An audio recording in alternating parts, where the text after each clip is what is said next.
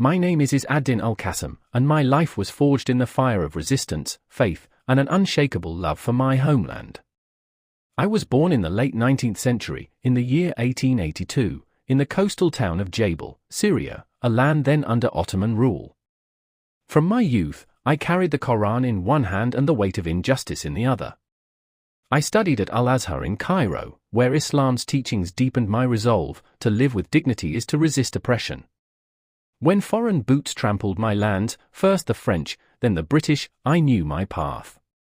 I fought in the Great Syrian Revolt, but when defeat came, I did not surrender.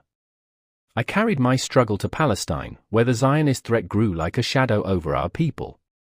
In Haifa, I preached in the mosques, but my sermons were not just words, they were calls to arms. I taught the poor, the farmers, the forgotten that resistance was not just a choice, but a duty.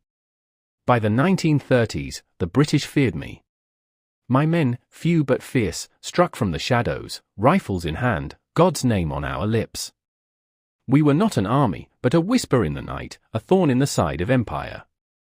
They called me a terrorist, but I was a soldier of the oppressed. My war was not for glory, but for survival.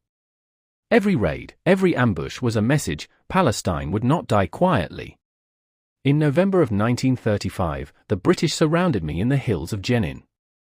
They came with hundreds, I had but a handful. We fought until the last bullet. I fell that day, but my death was not an end, it was a beginning. My name became a cry, a banner for those who refused chains. Years later, when Hamas raised its fists against occupation, they called their rockets qasam in my honor. I was not a man of politics or compromise. I believed in the sword when the pen failed, in God's justice when man's laws betrayed us. Some remember me as a martyr, others as a militant. But I was simply a man who refused to kneel. My life was short, my struggle long, and my truth eternal: to resist is to exist. I am Izzathin al-Qasam, my body lies in the soil of Palestine, but my spirit walks with every fighter who still stands unbowed.